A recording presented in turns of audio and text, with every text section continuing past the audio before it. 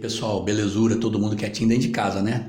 Espero isso. Pessoal, no slide anterior, nos slides anteriores, desculpe, no vídeo anterior eu fechei, né, sobre nazismo, né? Só que eu esqueci de mostrar para vocês o seguinte, eu tenho uma outra relíquia nazista aqui em casa.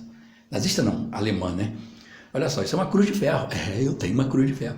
E quem me deu essa cruz de ferro teve o cuidado de mandar restaurar. Eu queria ela do jeito que eu vi a primeira vez, toda enferrujadinha. Mas mandaram até restaurar a cruz de ferro. É uma condecoração relativamente comum. Mais de 1 milhão foram distribuídas entre 1870 e 1945. Hoje em dia ela não existe mais. Também tenho aqui, eu tinha mais de uma até, uma fotografia, né? Quem me deu isso daqui? O avô dele, esse rapaz, esse senhor de branco aqui, era o Marechal do Reich. E aqui é o Dr. Goebbels, é o ministro da propaganda, fazendo um discurso. E outras coisinhas, moeda, selo, outras coisas que eu tenho aí, que se eu for procurar agora eu não vou encontrar. Pessoal, olha só, nós vamos falar agora de Franco, Francisco Franco, um militar espanhol que, através de uma guerra civil, ele chega ao poder na Espanha e implanta o franquismo, ou o salazarismo à moda espanhola. Bom, a Espanha vinha numa crise muito grande, uma crise que se aprofundava pelas perdas de seus domínios coloniais. A Espanha praticamente não tinha mais colônias, a não ser alguns territórios do Marrocos. Ela não tinha mais colônias assim de peso em lugar nenhum, né? O Saara espanhol também, mas tem um pedaço do Saara, imagina. Tinha perdido Cuba na Guerra Civil, perdeu Cuba na guerra com os Estados Unidos, perdeu Porto Rico na guerra com os Estados Unidos, perdeu as Filipinas.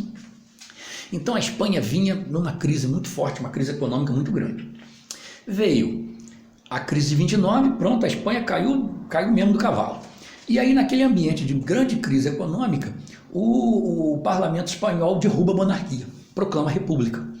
E aí, nas eleições republicanas, os socialistas, junto com liberais e comunistas, socialistas, liberais e até grupos anarquistas, embora os grupos anarquistas não participassem diretamente, eles acabam vencendo as eleições na Espanha e a Espanha caminha para um regime socialista. E mais interessante, o regime socialista eleito. Não chegou lá através de revolução nenhuma, não.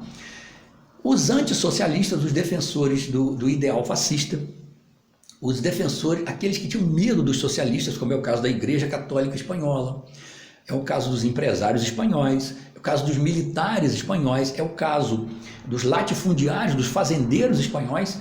Esses grupos eles vão se fechar, eles vão se aliar a um grupo de militares espanhóis liderados pelo Francisco Franco, pelo coronel Franco.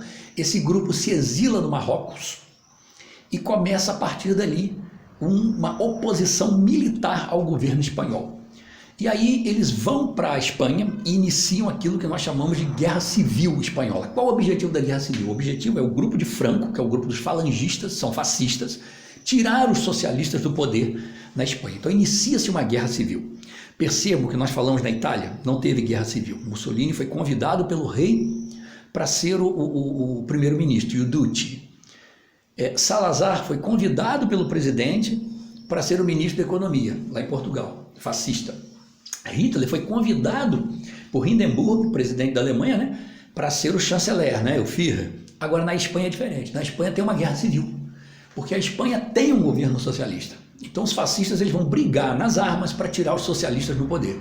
E conseguem porque recebem grande ajuda da Alemanha nazista e da Itália fascista. Enquanto que os republicanos espanhóis, né, de ideias socialistas, eles vão receber ajudas das chamadas brigadas internacionais, que são grupos de voluntários do mundo inteiro que vão lutar por esses republicanos na Espanha. E para evitar que mais um fascista chegasse ao poder. Também recebe uma ajuda mais discreta da União Soviética. Alguma ajuda militar, gasolina, combustível, aquela coisa toda. E essa guerra civil ela é extremamente cruel. O Franco vence a guerra civil, mas ela deixa um saldo aí de 1 milhão de mortos e a destruição da Espanha.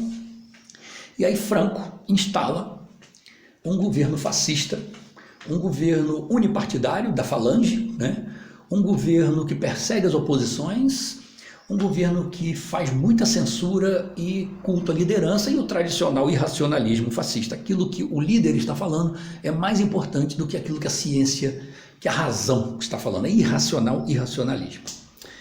Beleza? Tem início então o período fascista na Espanha, o período franquista. Lembrando que Na Segunda Guerra Mundial, Franco foi convidado várias vezes por Hitler para integrar o grupo do Eixo. Porém, Franco sabia que não tinha condições. Ele foi sensato, ele não tinha condições.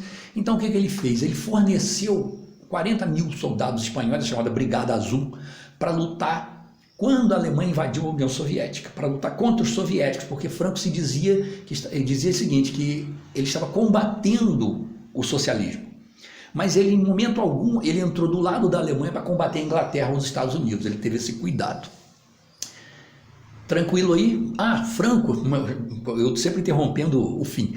Franco vai governar até 75. Em 75 ele morre e a monarquia é restaurada na Espanha. Né? A monarquia foi restaurada e a Espanha também restaurou o regime democrático. E aí entrou no normal. Hoje em dia, você falar em Franco na Espanha você é capaz de ser até apedrejado. As estátuas dele, ele tinha estátua em quase toda a cidade espanhola. As estátuas foram praticamente todas arrancadas, jogadas, virou sucata.